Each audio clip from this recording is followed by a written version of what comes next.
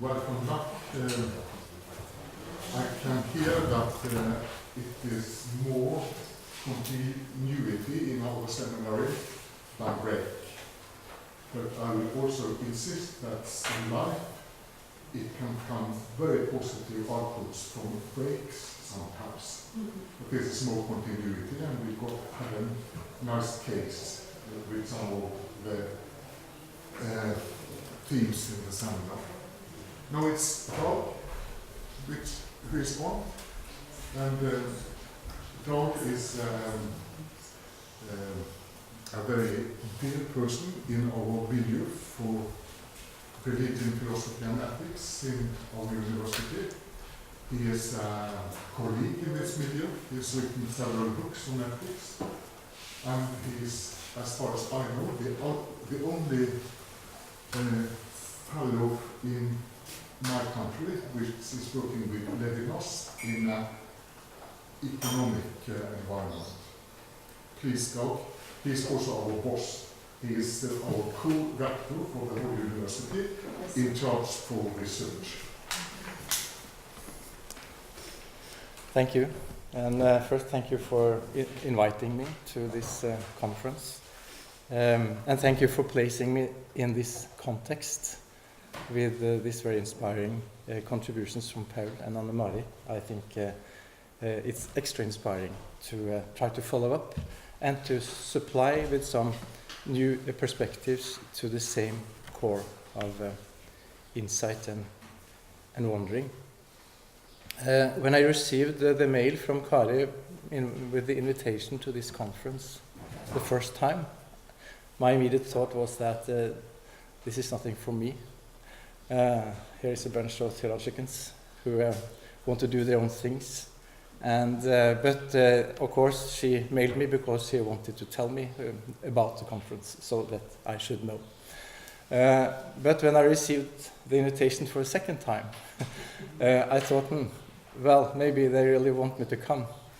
And at that time, actually, I thought maybe I could test out an idea I was about to get in my intuition. Preliminary, which thrilled me, which was seeing a parallel between what I have learned from Levinas through years.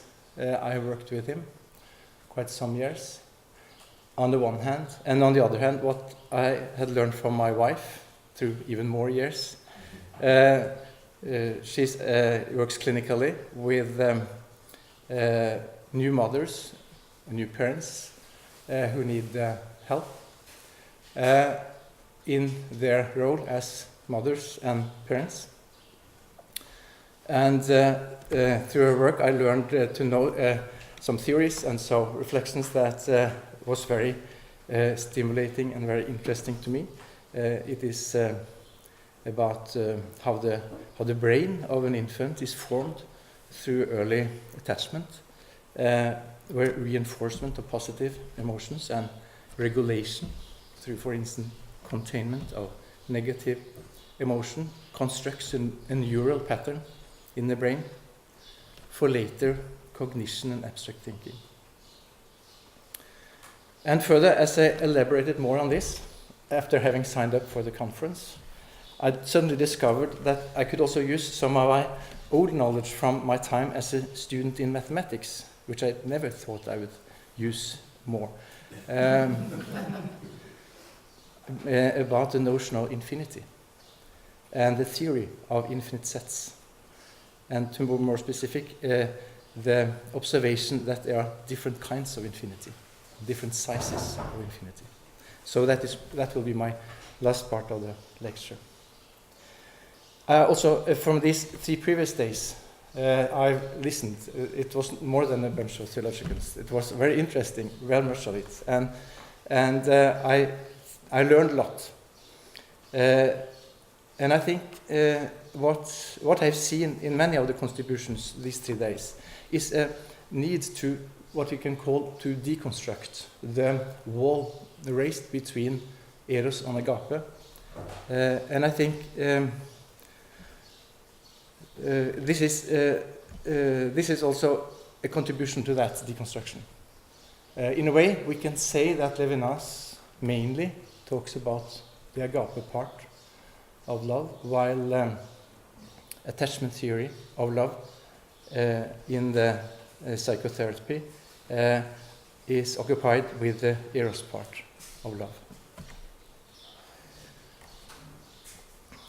As a way to set the stage for the characters or persons I want to introduce to you in this lecture, I will choose a specific time and a specific space.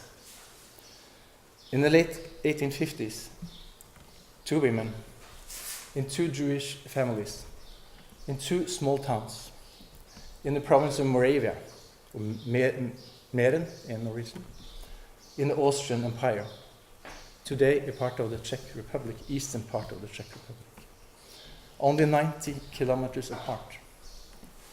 The two women gave birth and care to two boys. And you should have known who they are.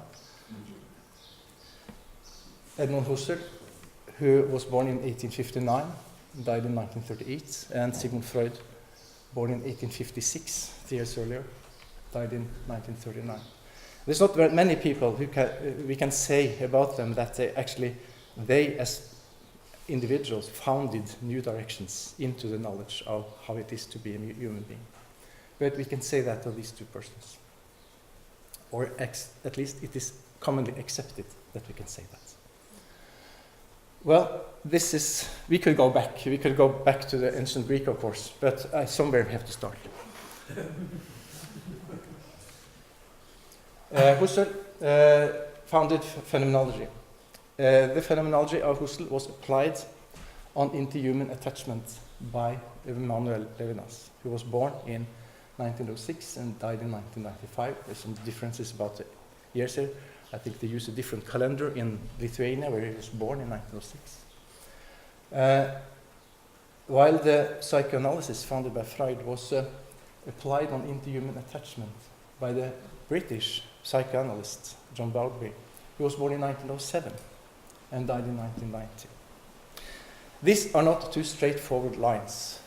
In the history of ideas, these two persons would not be considered as the most close followers of these two founders, but there's somewhat controversy in exactly this application on interhuman attachment, both in the phenomenological tradition and in the psychoanalytical tradition.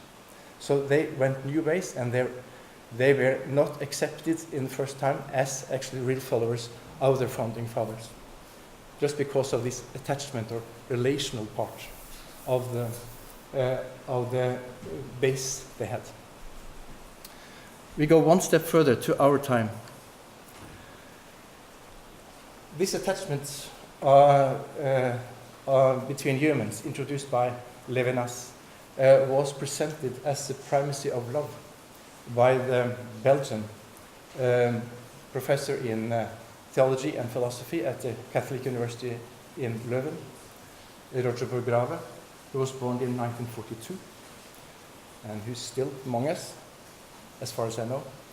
And this interhuman attachment theory launched by John Bowlby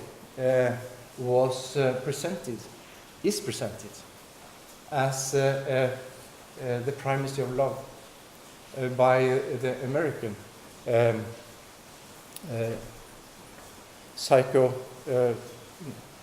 neurologist, Alan Shaw, who was born in 1943.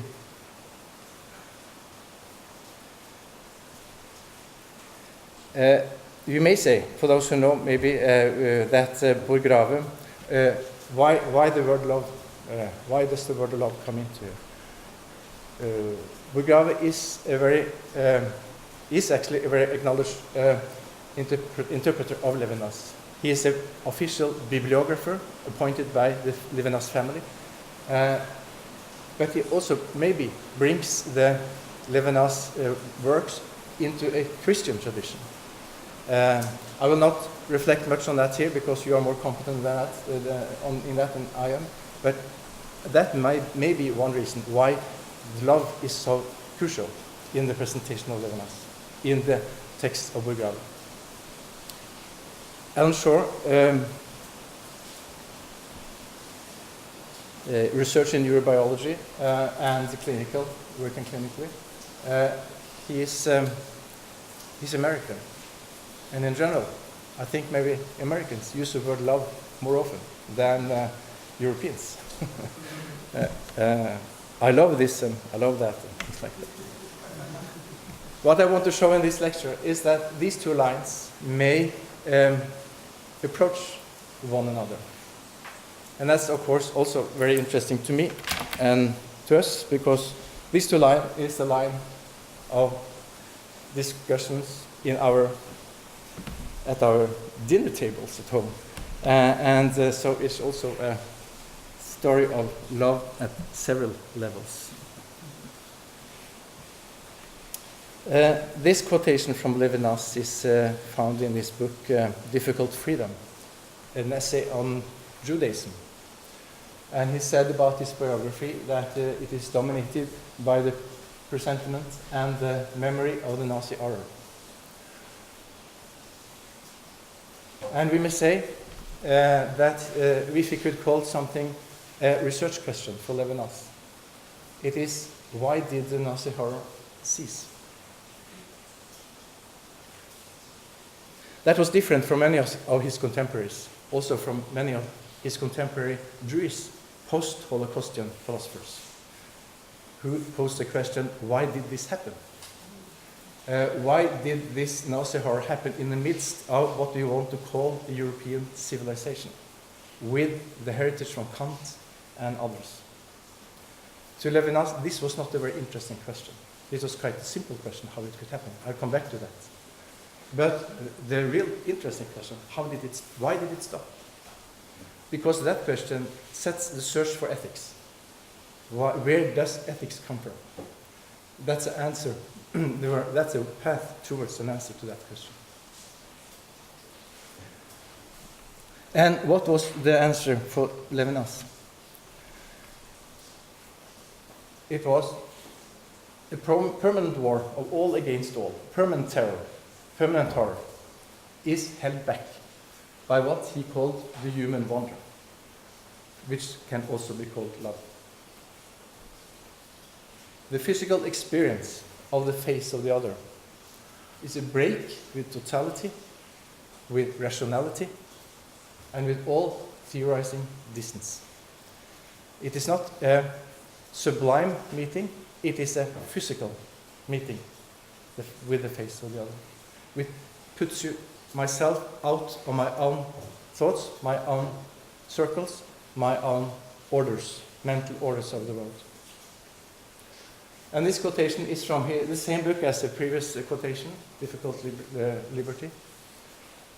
To love one's neighbor, that's one of the few places Levinas actually used the word love, can mean to see his face, his mastery of us, and the dignity he has as someone who has rights over us.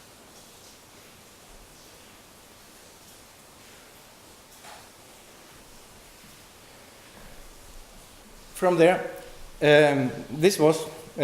from there I, of course, got interested. I have not yet explained why this was relevant for an economist, but I maybe come back to that. But at least, I can say right now that in an article I wrote in a periodical about Levinas and economics. I tried to see them, especially when he involved the third, as Per told about. I got a letter from a professor in Trinidad. He had searched up this was before Google, this is very early age of the World Wide Web. He had actually still found my article about Levinas and economics. And he asked me, are you aware of that in Leuven in Belgium, there's a man who actually has written about the connection between Levinas and economics. I didn't know that. But then I have learned it, and I looked him up, and I have visited him several times. This book here we see Levinas in Belgium in a lecture. The book was written by Roger Bourgrave, I told about. I first noticed this book in the library or on the net. It was called The Wisdom of Love in the Service of Love, with the subtitle Emmanuel Levinas on Justice, Peace and Human Rights. When I first saw it, I thought, well, that was interesting, but I didn't reflect much upon it. But when I visited for the first time, he gave me this book because that is actually his main book in presenting the life works of Levinas. And that is his title, from his point of view, the essence of the life works of Levinas. And what he means by this title is that the wisdom of love is prior to the love of wisdom, philosophia, and all other sciences. And also, getting some links back to what we talked about yesterday, one of the most dear quotations that Levinas used from the ancient Greeks was exactly that of Plato, of the good beyond being. He mentioned it several times, and also Bourgrave reflects upon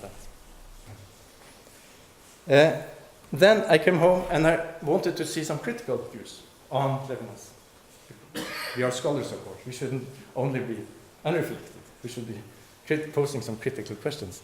I wrote two essays, or two texts. The one is well known, is Derrida's critical essay on the first book from Levinas, Totality and Infinity. Derrida called this essay Violence and Metaphysics. And by that he meant that totality and infinity was actually a disguise. What Levinas actually wanted to say is that it is violence and metaphysics as two opposite poles or two alternatives. Without metaphysics, there would be only violence. There would be a war of all against all. So he claimed that Levinas actually had to depend upon a metaphysical force in order to answer his research question. And also maybe that the metaphysics needed the violence in the real world in order to be what it is. The other critical text I read about Levinas was written by the French philosopher Alain Badiou, who is in traditional French philosophical group. He has had central positions in big institutions in France. You know the French philosophical discourse. He wrote a book called Ethics, an essay on the understanding of the evil. And this was, to a large extent, a critic of Levinas. The second chapter in this book is, Does the Other Exist? And the main message in this critic is that Levinas is not contributing to the philosophical discourse. Levinas is primarily a religious thinker. And as such, we can respect him.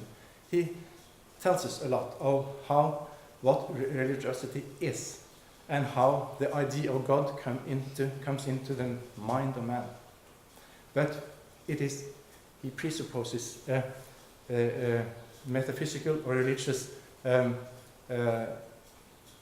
world that is already there, and he tried to put that into a philosophical discourse.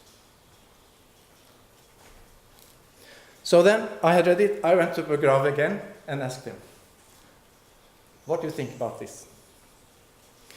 Bourgrave then gave me a paper, a text he had written as a chapter 2 book. This is Bourgrave and Levinas is telling him this. This is actually a text from this paper chapter written by Bourgrave. And he wanted to explain that Levinas did not only look out external to some metaphysical force. He looked just as much internal into the self.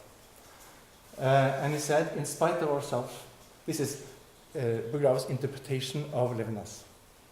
In spite of ourselves, we are appealed by the naked face of the other, literally called to responsibility.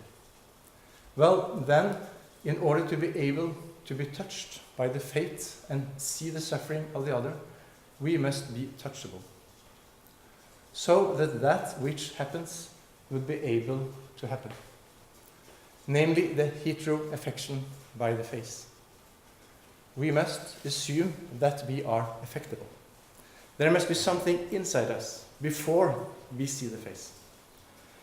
And he meant that this has been under-communicated because Levinas actually also was aware of that, and he had learned that from his mentor, the great inspirer, Jean Val, who was a French philosopher, some elder than Levinas, who also inspired Sartre in the French philosophical group discourse.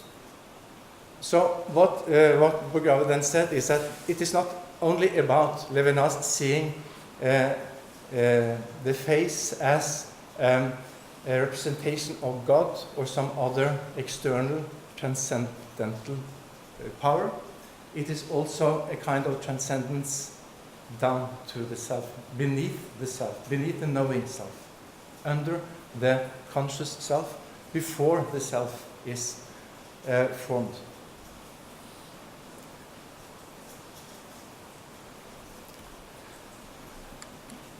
This is a text. You are not supposed to read the text on the left-hand side. This is that illustration of the first paper of the chapter. So something I had to put there. But on the right-hand side it says, it is precisely the paradox of the infinite in the finite, that the distance and the difference can never be breached, whereby the consciousness of the I is also simultaneously and will be a troubled consciousness. I will come back to that later. The consciousness is the finite, but into this finite consciousness there is an infinity, which actually is that which makes us touchable. Infinity within the self. Levinas calls it on the hither side, not on the other side, not beyond the self, but on the hither side, on this side of the self. More central in the subject than the conscious part.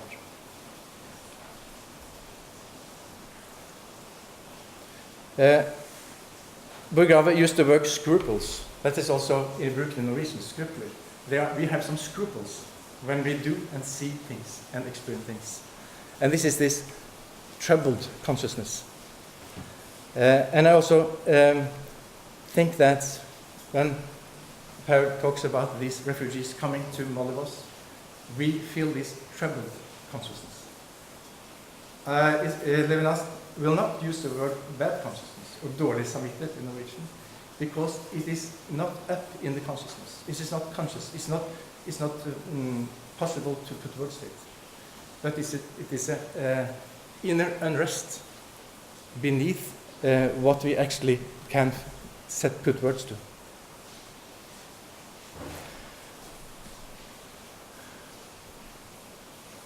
I will show you one more quotation. That is actually when I read it and when I learned about the attachment theory in psychobiology and psychotherapy, I read the second work of Levinas, this one, Autrement qu'être ou au-delà de l'essence, or Otherwise Than Being, or Beyond Essence, which actually was the book Levinas wrote and had to write after the essay of Derrida, because then he used quite another different language, a less ontological, not to be hit by the critic of either violence or metaphysics, to try to write it in a more subjective way. And then I found this. The evocation of maternity suggests to us the proper sense of the oneself. The oneself cannot form itself. It is already formed with absolute passivity. This passivity is that of an attachment that has already been made as something irreversibly past, prior to all memory and recall. And Levinas in his book used several attempts to put words to that cannot be put words to. And one of these attempts is to tell about the evocation of maternity. That what happens in the new mother, which is actually not a part of the consciousness, but it's the love for the child. This is something that is formed with absolute passivity. It's not a part. It's not something that one can actually remember, or actually have read or learned about. It is something that has already been made. Something irreversibly past, prior to all memory and recall. Derrida, he was a colleague to Levinas, and he was appreciated him very much. And after this book, in his speech by the funeral of Levinas, he wrote also a beautiful text. And he said that Levinas is like some waves coming into the shore, always never ending. Levinas tries again and again to come up on the land, but because that is not possible to put words to. But he tries again and again, and that is one of these waves of Levinas, trying to put words to. Actually, that is formed with absolute passivity, and that can never. That has already been made as irreversibly past and prior to all memory and recall. So from there, I think the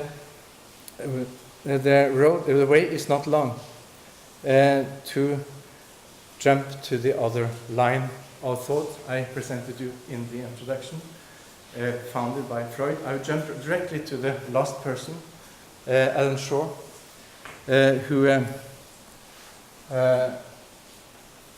was in Oslo last fall and had a lecture there. The most important years of life are beginning. And this is a slide he showed to show the disposition of his lecture. So now we see a slide of a slide. But it is very good, gives a good impression of actually what he is occupied with. In the following part one then of his lecture, I will briefly discuss recent research on how optimal attachment experiences facilitate experience-dependent maturation of developing emotional right brain, core of the self, and thereby emotional well-being in later stages of life. Part 2, I will discuss recent neuroimaging of mother's love for infants through the new technology of imaging the brain. Which directly influences the development of the baby's developing right brain, the emotional part, and thereby shapes capacity for later adult forms of mutual love. And what he also has written from the research that has been done now, thanks to new technology, in how to map activities in the brain. He also can conclude that we now know that an infant functions in a fundamentally unconscious way. And unconscious processes in an older child or adult can be tracked back to the primitive functioning of an infant. So this is going on in the unconscious part.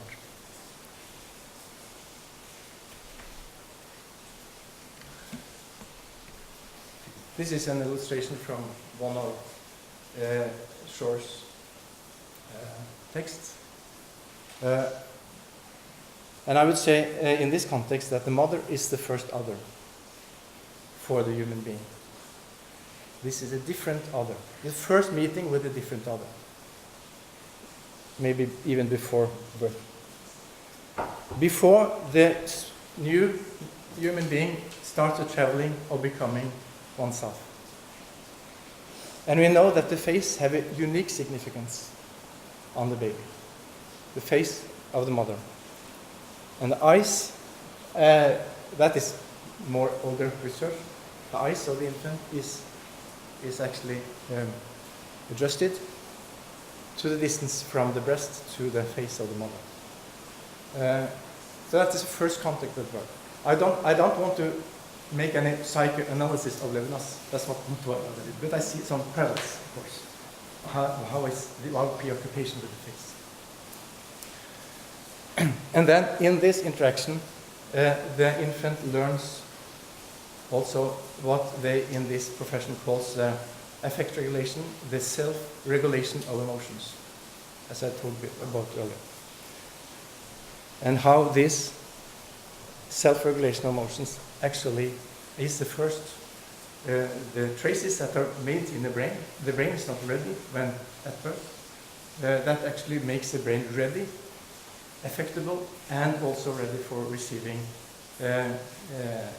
impulses that can develop the left brain, which is the brain for abstract learning, symbols, and concepts. This is from the same illustration in Shore's publication. I would call it a wireless setup of a new brain. That's actually what happens. A lot of sensority, a lot of all senses are involved, and but it is not wireless. It is not wireless is not a good word because it also is about touching, of course, and physical contact. So, in the sense that we can link that to love, of course, part it's not love. It is the eros we're talking about. It is the sensible, the bodily attachment.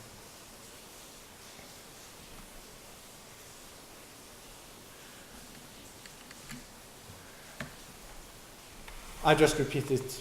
I have seen it before, but we see that it is a connection. The evocation of maternity suggested to us a proper sense of oneself. The oneself cannot form itself. It is already formed with absolute passivity. We can also say that it is seen from the infant's point of view, and not only from the mother's point of view. Passive that of an attachment that has already been made as something irreversibly past, prior to all memory and call, and Shore would then say that this is where this is made. But of course, we shouldn't do too much also, this is two parallel discourses, of course. But it's the similarities are very striking.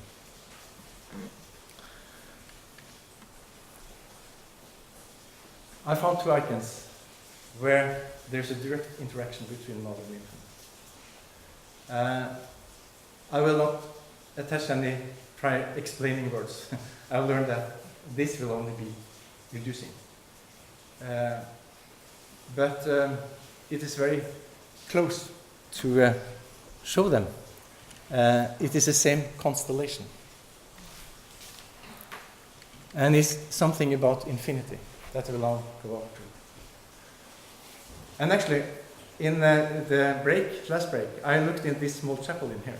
There's an icon on the left-hand side, which is very interesting because the painter has, in an intriguing way, expressed that the mother and infant looks at each other at the same time as they also look at the viewer. You may look at it that way. So this is an interaction. This is a primacy of love. This is a primacy of all ontology, before any ontology.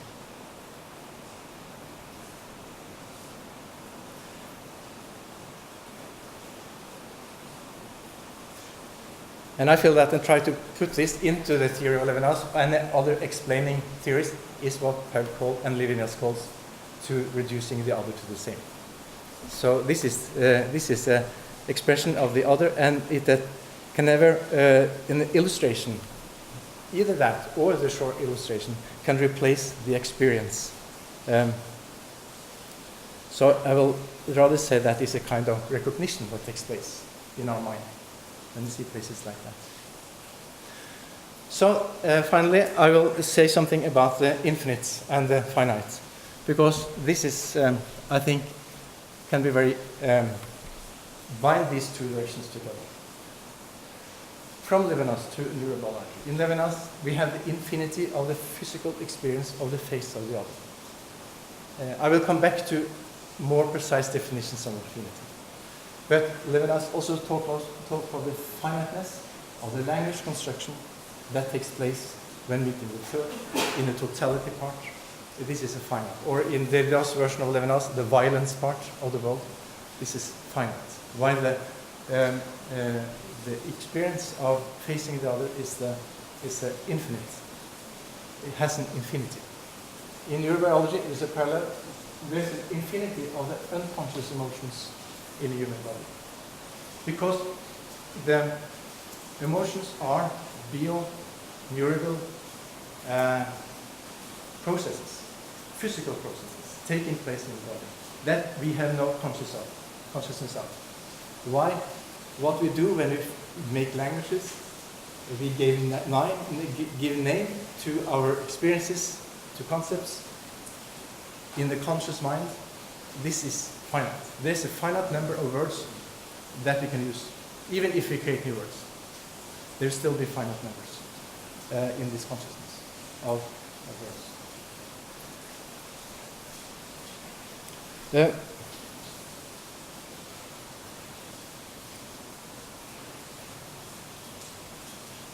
This movement in Levinas from the other to the third, which touched upon in his lecture, will be very interesting to talk more about.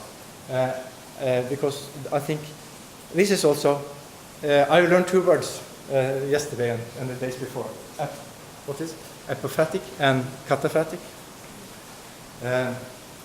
This infinity, I think, belongs to the apophatic, and this to the cat, if you can try to use that parallel. And what actually happens in this? That is when we come after the meeting the face of the other, we say to the other, let us be equal. Let us be equal values. And if we had not had this experience with meeting the other, Levinas says, when we meet the other, we will dominate the other. We will take the place from our egocentric point of perspective. So it's actually, to Levinas and to Burgrave, it is a meeting with the other as asymmetric meeting, the other as a master, that actually makes me able, touchable, and able to go into the work for human rights, for instance, on an equal level. The unanswered question here is the step from infinity to the finite. I think it's difficult, and that is what also you talked about, Harry, that how do we go from encountering the other to meeting the third? Or how does the neurobiology explain the development of the emotions to the development of the rational brain? It's hard to find. And Freud, he was very ambitious. He was a part of this 20th century hubris of rationality. His ambition was to map totally the unconscious. And I think his followers today do not have those ambitions. That the unconscious, almost by definition, is not possible to make conscious. But what you know is that this unconscious is some physical, neurobiological processing going on all the time, not only in the brain, but in the whole body. So there is a kind of discontinuous jump between the infinite and the finite. What Burgrave, in the quotation I just showed, called, it is precisely a paradox of the infinite and the finite, that the distance and the difference can never be bridged. So the conscious and the unconscious are not comparable entities. The conscious is mentally constructed from sketch, from nothing, as discrete concepts, words and ideas, while the unconscious is already existing physical, neurobiological processes, not only in the brain, but in the whole body. And I think this is why a computer never can match a human brain, because a computer does not have this infinite unconscious behind the consciousness. So let me end up with a short lesson in mathematics. You would never expect that when you came to the seminar. Very short, but because I think it's very enlightening right here. There was a German And for those who like religious words and symbols, I can give you some here. I can give you the word cantor, who is the head of the music in the church. I could give you the word cardinal and cardinalities, and even the Hebrew letters aleph. They're all belonging to this part of mathematics. Georg Cantor was a German mathematician living in the 19th century, and he developed the theory of sets. And he saw the necessity to distinguish between different kinds of infinite sets. He saw in mathematics that there were two kinds, at least two different kinds of infinity. And all the Greek alphabet was already used in mathematics. He had to go to another language. He went to the Hebrew language. And he used the symbols aleph 0 and aleph 1. Aleph 0 is what, and he called the size of set, mathematical set, the cardinality, the cardinal number. And he used something called a countable infinite set, as opposed to the uncountable infinite set. This is a countable set of discrete rational numbers. This is all the numbers by definition that can be defined as a ratio between two numbers. There are infinite of them, but they are also numbers that cannot be put on the quote as a ratio.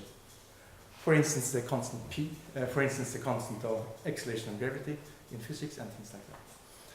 So these are the rational numbers, and this set of not discrete but continuous real numbers.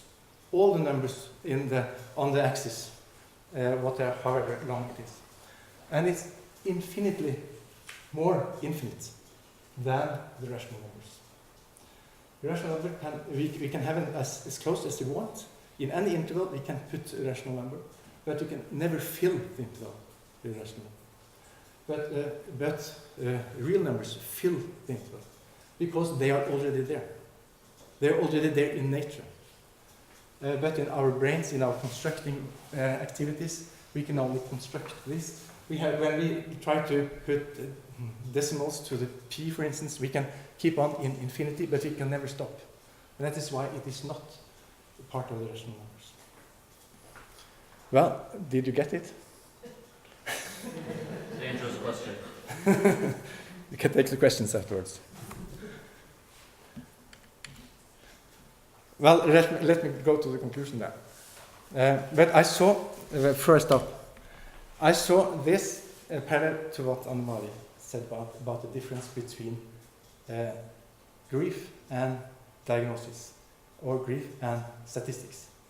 Because grief as love is also a process that is going on in the body, and it can never be described in a rational way, or it can not even in an irrational way.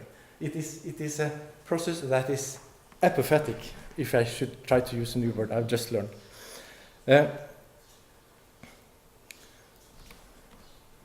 So my conclusion then is that love is real in very many senses of the word. It can never be rationalized. It can never be, not even in an countable infinite way, because it is already there.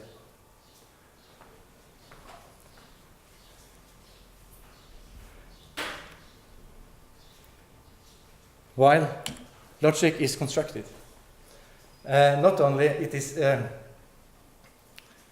this love has the cardinality of aleph 1 in Cantor's terminology. Logic has the cardinality of aleph 0, which is countable.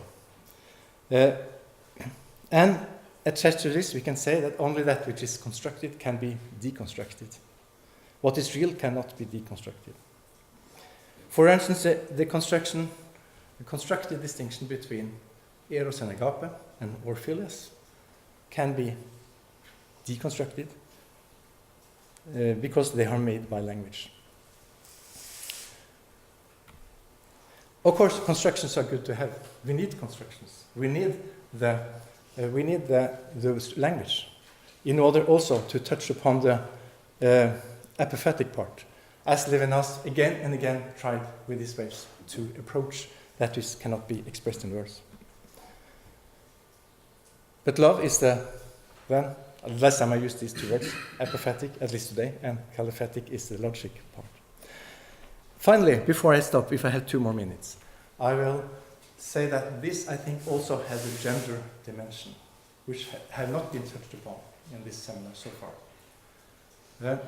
And I think it's relevant to do it there, because women, as mothers or potential mothers, are directly involved in the real, in the reality, in the uncountable infinity of reality.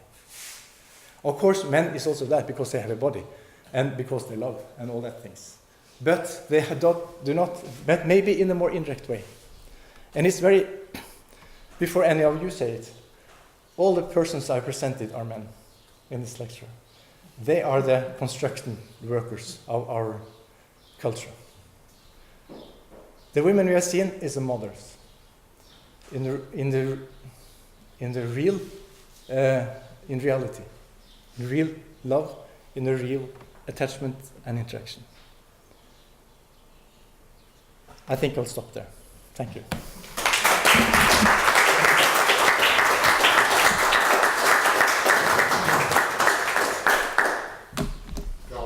Coming from economics and mathematics to mysticism, realistic mystic. I mentioned Sappho and Hannah Arendt, so it's not only men. Thank you very much, Doc. Some comments before we take that break?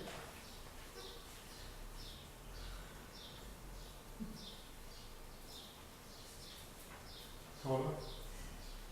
No, with the danger of repeating my interest in questions, one of the books you presented by my brother was, if I remember correctly, Levinas on Justice, Peace and Human Rights. Yeah. And you mentioned also human rights, but the translation again into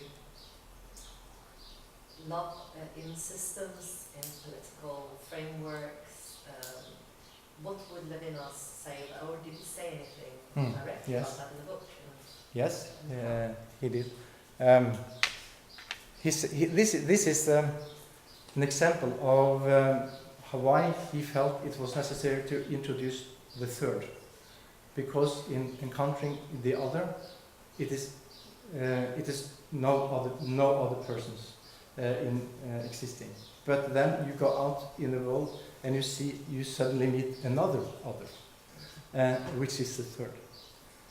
And then you get the idea comes to you that this other has the same rights as the first other. And then you can also conclude that it is impossible to obey the other. And that is, I think, very often misunderstanding of Levinas, that this is a very unrealistic ethicist because of this asymmetry between the other and I. But this is actually not normatively, this meeting with the other. This is actually a phenomenological description of what happens in the self before I become a self. And because becoming myself is to responding to the other. But then when I meet the third, which also means the fourth and fifth and so on, is that we actually have to build a society. We have to establish human rights. And his idea is that without this ability, this affectability to see the face of the other, when I go out in the world, I will have myself. That's natural. That's why he didn't bother about the question, why could this happen? Because that is from Spinoza's conatus, to care for my own interests and for my own survival. So that is simple.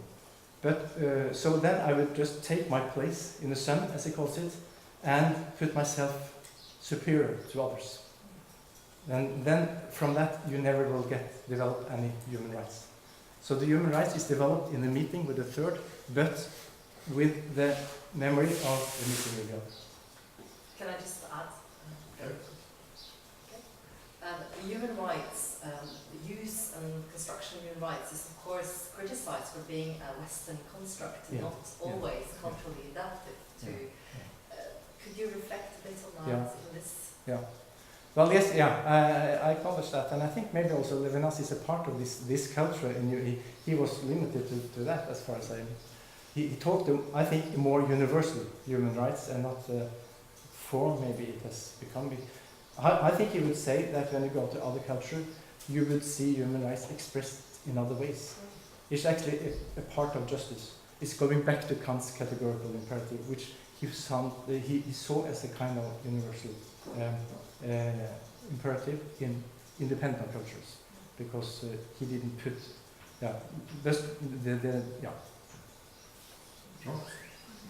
Thank you for a very interesting lecture. I think I understood quite a bit of it, at least not all of it, I don't think. I like your distinction between infinity and the finiteness experience and these constructions. And I presented myself as somewhat of a constructionist to begin with, or constructivist. But I put some question marks at the end of your statement. The consciousness is constructed from scratch, whereas the unconscious is already existing in the physical body, not only the mind but in the body. And the end of that statement, from scratch, I find that problematic. Okay. Does anyone ever construct anything from scratch? Isn't there always something already given? I don't think whatever is given is an essence or an absolute, but we're always dealing with already constructed. Except God, ex nihilo creatio. And he's the only one who creates from scratch. Well, I think for scratch was probably more tabloid representation, because, but that was just to make you to introduce you to this idea of the rational numbers. Of course, you may say that they are already there, and we have something to start with our ability to be rational. That's of course that also. So that depends on which language you're in, either the ethical, philosophical regions or the neurobiological. Of course, the brain is already there, and the emotional interplay you have learned from the caregiver is already there when you start learning languages. So I think, but language in an infant, in a baby, is starting somewhere. And that's maybe an analogy. You start with a word and two and three and so on. So that's what I mean by starting with sketch. But the language is also already there, and if you try to the language starts. Of course, the language is already there. But it started sometime in history. We assume. Thank you. This leaves us good time for a conversation, for power. I think we need 15 minutes break, and we will be here 20 past 12, and then we sit down and talk together. Thank you, Dag.